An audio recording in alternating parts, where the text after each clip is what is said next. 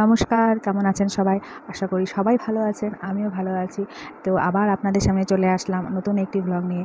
তো আশা করি ব্লগটি ভালো লাগবে। আর ব্লগটির টাইটেল দেখে আপনারা বুঝে গেছেন যে আমি ব্লগটি কী বিষয়ে বানাতে চলেছি। আর ব্লগটি ভালো লাগলে অবশ্যই আমার সঙ্গে থাকবেন এবং আমাকে সাপোর্ট করবেন সাবস্ক্রাইব করে, আর আমার ভিডিওটিতে একটা লাইক দিয়ে। আপনাদের সাপোর্ট আর ভালোবাসা পেলে আমি অনেক দূর এগিয়ে যেতে পারবো এবং আপনাদের সাপোর্ট ভালোবাসার আমার সত্যিই খুব দরকার। তো অবশ্যই পাশে থাকবেন। তো সেদিন ছিল আমার শাশুড়ি মায়ের জন্মদিন। তো উনি খুবই অসুস্থ। তো ভাবলাম যে উনি কোথাও বের হতেও পারে না, মানে এত শারীরিকভাবে উনি দুর্বল। তো ভাবলাম যে ওনাকে একটু আনন্দ দেওয়ার চেষ্টা করি। তো উনি সারা জীবন অনেক কষ্ট করেছেন। তো ভাবলাম যে এই সব বয়সে এসে একটু যদি ওনাকে আনন্দ দেওয়া যায় তাহলে ওনারও মনটা ভালো লাগবে, আর ওনার মনটা ভালো লাগলে আমাদেরও সবার খুব ভালো লাগবে। আর সত্যি উনি একটা খুবই ভালো মনের মানুষ, এরকম ভালো মনের মানুষ কমই দেখা যায়। আর এদিকে আমার মেয়ের তো কিছুতেই আর বিশ্বাস হচ্ছে না যে ও ঠাকুমার জন্মদিনও হতে পারে। সে তো সকাল থেকে প্রচুর এক্সাইটেড যে ওরই জন্মদিন, মানে ওর সামনে ঠাকুমার জন্মদিন কথাটা বলাই যাচ্ছে না আর কি। হ্যাঁ, ঠাম্মার আর তোমার আজকে ঠাম্মার বার্থডে। তুমি দুজনের একদিনে বার্থডে হয়? আচ্ছা, তোর বার্থডে ঠাম্মার বার্থডে, ঠিক আছে। অনেক কী লেখা হচ্ছে? অনেক কী লিখছে বাবা? Happy birthday. আর কেকটা কে কাটবে? আর ঠাম্মাকে কী গিফট দিবি? হ্যাঁ হ্যাঁ, কী নতুন গিফট? বাবা আনবে? বাবা দিবে?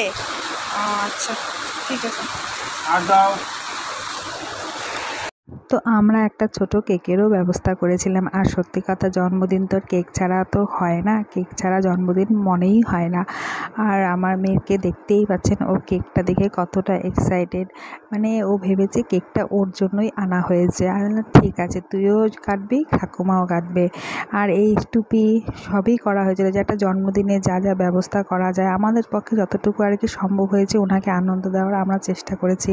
আর সত্যি ওনার মুখে এইটুকু আনন্দ দেখে আমাদেরও খুব ভালো লাগছে। আর উনি কোথাও যেতেও পারে না, তাই বাড়িতে বসেই ওনাকে যতটুকু আনন্দ দেওয়া যায়। আর ওনার মুখে হাসি মুখটা দেখতেও বেশ ভালো লাগছে।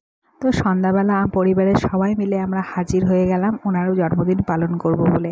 আর সত্যি ওনাকে এতটুকু আনন্দ দিতে পেরে আমাদের যে এত শান্তি লাগছিল কী আর বলবো। এইটুকুই তো চেয়েছিলাম, যাতে ওনার একটু আনন্দ পায়। আর এদিকে আমার মেয়ে পাশে রেডি সেজে গুজে কখন ও কেক কাটবে, মানে ও একদম বার্থডে গার্লের মতো সেজে গুজে বসেছিল যাতে কখন কেক কাটতে পারে। Happy birthday to my sweet mother. Happy birthday. ওই দেখো দেখো, Mama, mama, happy birthday. Acha, acha, mama বল, দাঁড়া। ওই কাছে এখন রেডি কেক কাটার জন্য। দাঁড়া, আরে চলতে সব এই আরেকবার মামা, এবার তোমার। এবার তুমি মম্মি বাবা, হ্যাঁ এবার ফুট দিবা। হ্যাঁ এবার মনা হ্যাপি বার্থডে। মনা হ্যাপি বার্থডে। এখন তোমার হ্যাপি বার্থডে। মামা আমি ওই ফোন হইছে কর মামা। নাও কেক কাটো। হ্যাঁ, দুজন ধরে খাও, ঠাম্মা হাতটা ধরো। দুজন ধরো শুয়ে কি ধর।